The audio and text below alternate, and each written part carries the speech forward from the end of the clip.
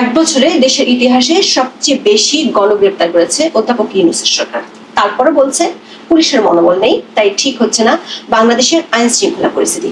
অধ্যাপক ইউনূসের শাসনামলের দুরবস্থা নিয়ে এমন মন্তব্য করেছেন এক সময়কার তার শুভাকাঙ্ক্ষী হিসেবে পরিচিত একটি আন্তর্জাতিক সংস্থা।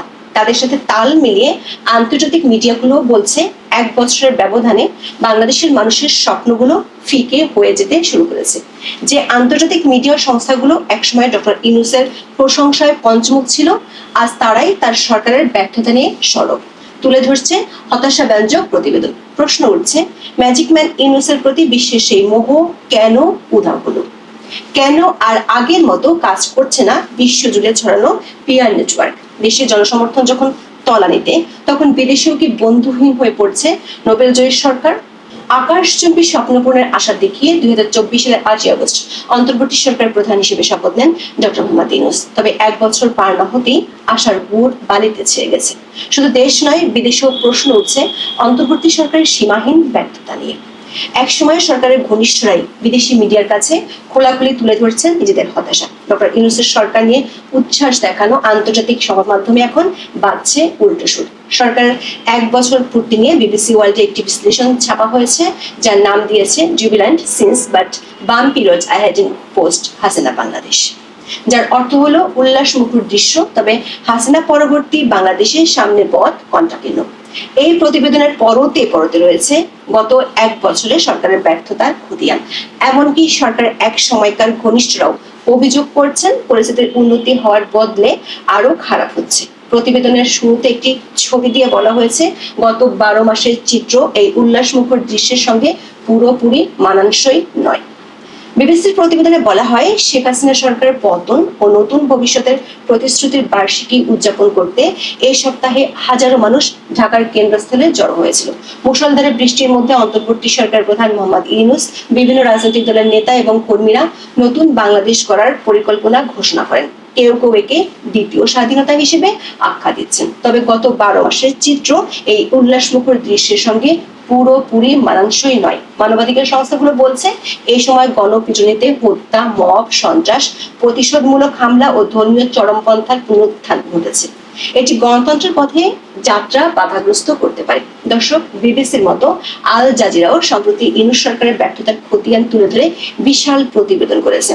শেখ হাসিনার পতনের বর্ষপূর্তিতে আশা ও অচল অবস্থার সন্ধিক্ষণে বাংলাদেশ শিরোনামের প্রতিবেদনে বলা হয়, বিক্ষোভকারীরা চেয়েছিলেন সত্যিকারের পরিবর্তন, অথচ রাজনৈতিক দলগুলো ক্ষমতার জন্য প্রতিযোগিতায় জড়িয়ে পড়ায় এবং সংস্কার অঙ্গীকার টলমল হয়ে পড়ায় তৈরি হয়েছে অস্থিতিশীলতার আশঙ্কা। দর্শক, এই আল জাজিরা এবং বিবিসি ওয়ার্ল্ডে কিছুদিন আগেও আওয়ামী লীগ সরকারের বিরুদ্ধে অভিযোগ ধারাবাহিকভাবে প্রচারিত হতে দেখা গেছে। ইউনূস সরকারের প্রতি তাদের প্রাণ খোলা সমর্থনের বিষয়টিও ছিল স্পষ্ট। তবে বছর পেরোতে অন্তর্বর্তী সরকার নিয়ে চরম হতাশা দেখা যাচ্ছে তাদের প্রতিবেদনে। আন্তর্জাতিক এসব সংবাদ মাধ্যমের পাশাপাশি প্রভাবশালী বিভিন্ন প্ল্যাটফর্ম হয়ে উঠছে সমালোচনা মুখর। আন্তর্জাতিক সংবাদ মাধ্যমগুলোর সাথে আন্তর্জাতিক সংস্থাগুলোর পক্ষ থেকেও চাপ বাড়ছে অধ্যাপক ইউনূস সরকারের উপর। যুক্তরাষ্ট্রভিত্তিক আন্তর্জাতিক কৌশল ও নীতি নির্ধারণী একটি প্ল্যাটফর্মের নাম আটলান্টা কাউন্সিল। যুক্তরাষ্ট্রের অন্যতম শক্তিশালী এই সংস্থাটি গত 4 আগস্ট তাদের ওয়েবসাইটে বাংলাদেশ নিয়ে একটি নিবন্ধ প্রকাশ করে। শিরোনাম ছিল, সংকটময় মোড়ে বাংলাদেশের বিপ্লব, উন্মুক্ত নির্বাচনী সামনে এগোনোর সেরা পথ। নিবন্ধে অধ্যাপক ইউনূসের প্রতি সতর্ক বার্তা দেওয়া হয়েছে। নিবন্ধে বলা হয়েছে, বাংলাদেশের বিপ্লব হাতের মোয়া হয়ে গেছে। এতে সতর্ক করে বলা হয়েছে, জঙ্গি বেপরোয়া হয়ে উঠেছে, সংখ্যালঘুরা নির্যাতিত, রাজনৈতিক প্রতিদ্বন্দ্বীরা নিশানায় পরিণত হয়েছে এবং অর্থনীতি টলমল হয়ে পড়েছে। একটি অবাধ, সুষ্ঠু ও অন্তর্ভুক্তিমূলক নির্বাচন না হলে বাংলাদেশ গণতন্ত্রের দ্বারপ্রান্তে নয়, নৈরাজ্যের অতল গহ্বরে চলে যাবে। আটলান্টা কাউন্সিলের গভর্নিং বডিতে আছেন বিশ্বের বিভিন্ন দেশের সাবেক 10 জন রাষ্ট্র ও সরকার প্রধান, আছেন ন্যাটোর মতো প্রভাবশালী সংস্থাগুলোর সাবেক নীতি নির্ধারকরা, যারা এক সময় অধ্যাপক ইউনূসের প্রশংসা করতেন অবলীলায়। তারাই এখন বলছেন, অধ্যাপক ইউনূস যে নির্বাচন করতে যাচ্ছে সেটি যেন এক পেশে না হয়, সব দলের অংশগ্রহণ তাতে নিশ্চিত করতে হবে। আটলান্টা কাউন্সিল বলছে, 1 বছর আগে বাংলাদেশ যেন স্বস্তির নিঃশ্বাস ফেলেছিল, কেবল সাহসকে অস্ত্র করে শিক্ষার্থী ও নাগরিকেরা ঢাকার রাস্তায় নেমেছিলেন। এক ঝড়ো বর্ষায় ভেসে গিয়েছিল প্রধানমন্ত্রী শেখ হাসিনার 15 বছরের শাসন। তবে বর্ষার জল এখন শুকিয়ে গেছে, উদযাপনের আড়ালে চুরি হয়ে গেছে বিপ্লব। দ্রুত একটি অবাধ, সুষ্ঠু ও অন্তর্ভুক্তিমূলক নির্বাচন না হলে অরাজকতার চরম পর্যায়ে চলে যাবে বাংলাদেশ। দর্শক, আন্তর্জাতিক মিডিয়া সংস্থাগুলোর সবচেয়ে বড় উদ্বেগগুলোর মধ্যে একটি হলো বাংলাদেশের ধর্মীয় চরমপন্থার ক্রমবর্ধমান প্রভাব। হাসিনার আমলে যারা কোণঠাসা ছিল তারা এখন সাহসী হয়ে উঠেছে। আটলান্টিক কাউন্সিলের নিবন্ধে উগ্রপন্থীদের পেছনে সরকারের প্রত্যক্ষ ও পরোক্ষ ইন্ধনের অভিযোগও তোলা হয়েছে। এতে লেখা হয়, 2024 সালের 5 আগস্ট শেখ হাসিনার পতনের পরপরই বিপদ সংকেত দৃশ্যমান হয়। দেশ জুড়ে ধর্মীয় উগ্রবাদীরা ভাস্কর্য ও শিল্পকর্ম ভেঙে ফেলে। এর পরপরই আল কায়েদার অফিসিয়াল মিডিয়া আজ সাহাব এক বার্তায় ঘটনাগুলোকে মুসলমানদের বিজয় হিসেবে ঘোষণা দেয়। সেখানে বাংলাদেশকে ইসলাম বিজয়ের আঞ্চলিক আশার বাতিঘর হিসেবে তুলে ধরা হয়েছে। 2009 সাল থেকে বাংলাদেশে নিষিদ্ধ সংগঠন হিজবুত তাহরীর গত মার্চে তেমন কোনো বাধা ছাড়াই ঢাকার রাস্তায় খিলাফা মিছিল করে। আটলান্টিক কাউন্সিল বলছে, ডক্টর ইউনূসের প্রশাসন সন্ত্রাসের বিরুদ্ধে লড়ছে না, বরং আরামদায়ক বসার ব্যবস্থা করে দিচ্ছে। প্রধান উপদেষ্টা মোহাম্মদ ইউনূস আশ্বাস দিলেও প্রমাণ উল্টো কথা বলছে। আটলান্টা কাউন্সিলের নিবন্ধে বলা হয়, অন্তর্বর্তী সরকারের প্রথম পদক্ষেপে ছিল আনসার আল ইসলামের প্রধান নেতা জসিমউদ্দিন রহমানের বিরুদ্ধে মামলা প্রত্যাহার। এছাড়া শীর্ষ উগ্রপন্থী সহ 15,000-এর বেশি আসামি তড়িঘড়ি করে জামিনে মুক্তি পান।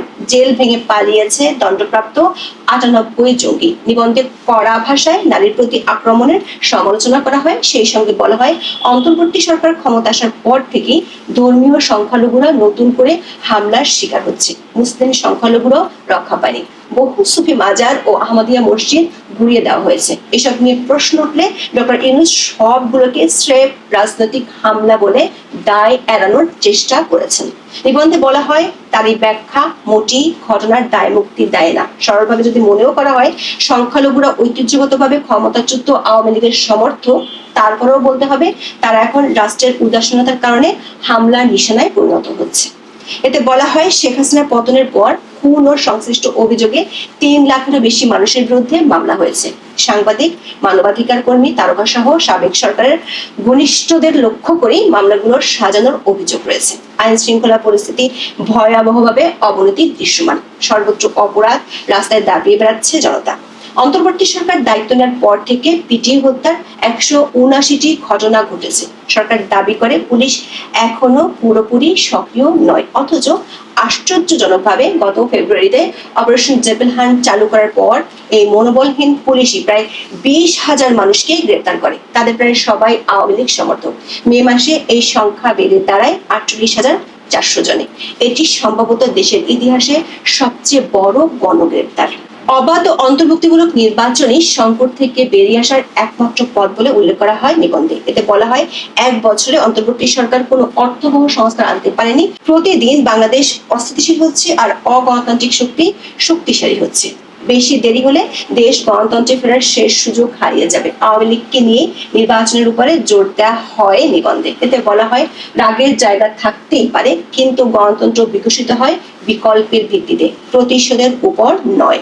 বাংলাদেশের ইতিহাসের সবচেয়ে বেশি নির্বাচন জেতা, দেশের স্বাধীনতায় ভূমিকা রাখা এবং এখনো বড় ভোট ব্যাংক থাকা একটি দলকে বাদ দেওয়া মানে স্বৈরাচারী কৌশলের পুনরাবৃত্তি করা। এটি করা হলে ভোটারদের বড় অংশ ভোটাধিকার হারাবে, নির্বাচনের বৈধতা ক্ষুণ্ণ হবে, রাজনীতি আবার রাস্তায় নেমে যাবে। সেই সঙ্গে তৈরি হবে বিপজ্জনক নজির। প্রশ্ন হলো, আন্তর্জাতিক ক্রমবর্ধমান চাপ কিভাবে সামাল দিবেন ডক্টর মোহাম্মদ ইউনূস? তিনি কি একটি সেফ এক্সিটের পথ বেছে নেবেন, নাকি সব সমালোচনা উপেক্ষা করে বজায় রাখবেন একলা চলর নীতি? এখন এ পর্যন্ত। সবাই ভালো থাকুন, সুস্থ থাকুন, নিরাপদে থাকুন। দেখা হবে আগামী পর্বে।